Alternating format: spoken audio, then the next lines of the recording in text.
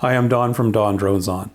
I get it, everyone makes mistakes, but this series of nonsense from NAV Canada takes the cake.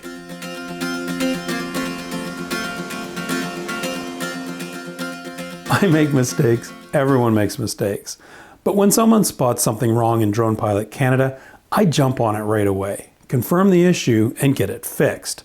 So when a Drone Pilot Canada user contacted me recently to say that his flight reviewer thought the emergency number for the Toronto ACC was wrong in the app, I was on it instantly. This drone pilot had done the right thing.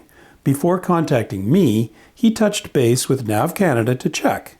He was told by a NAV Canada customer service person, we'll call him Joe, not his real name, that the correct number was blah blah blah 4590, not 4509 as we had in the app. The drone pilot forwarded me the whole email chain, and I promised to look into it. So I first checked in the CFS, and I was really glad to see that the number we had in the app was indeed exactly the same as in the CFS. But maybe the CFS was wrong. It happens. I was tempted to just call the number, but it explicitly says emergency only, so I didn't do that. It would be like calling 911. So instead, I sent an email to NAV Canada's customer service desk asking for confirmation of the correct number for drone pilots to call in the event of a flyaway. As you can see here, I was very clear what I was looking for. I set the context and included a screenshot of the CFS listing. I copied Joe on the email. Joe was the guy who told our drone pilot the number was 4590. I immediately received a response back from Joe confirming that the number should in fact be 4590, that he had called the number himself to confirm, and that he would have the appropriate documents updated in the next cycle. Now, to be honest, I wasn't very happy to hear this. It was going to be a lot of work to update checklists in the app, change the app's emergency button feature, and to notify users to ensure their own checklists and phone numbers were correct. I even gave the developer a heads up on the upcoming change that might be required. But then curiosity got the better of me. If the number ending in 4509 is the wrong number, well, whose number is it? This number's been in the CFS for years. So is there some poor sod getting, "Help, my plane just crashed" messages all the time? Is it a pizza joint, or is it just disconnected? Well, it wasn't an emergency number according to NAV Canada, so why not just call it? And guess what? It was the correct number. The shift manager at the Toronto Air Control Center immediately answered the phone, and I crapped my pants. I immediately apologized and said it was not an emergency, but that I was just checking the number. Now, thankfully, the guy I talked to, Charlie, and that's his real name, was super friendly, totally professional, and he was happy to listen to my concern and sort the whole thing out.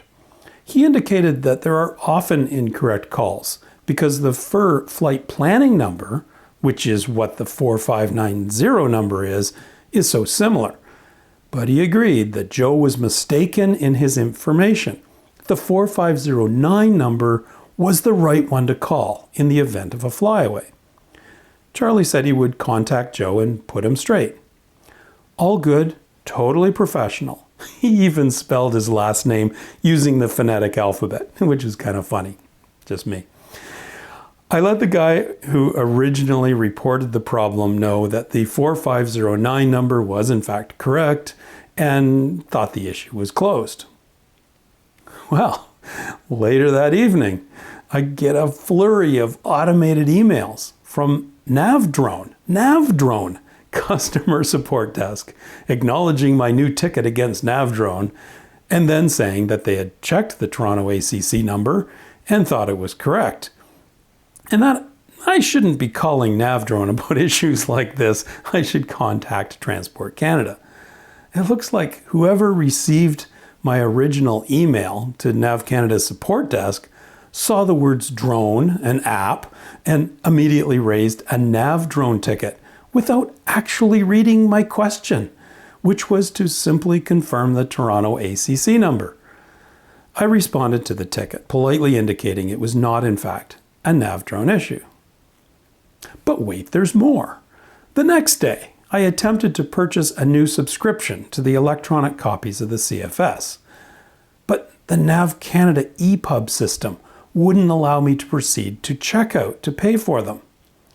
This rang a bell, and sure enough, I had had the same problem in April of 2021 and had raised a ticket at the time.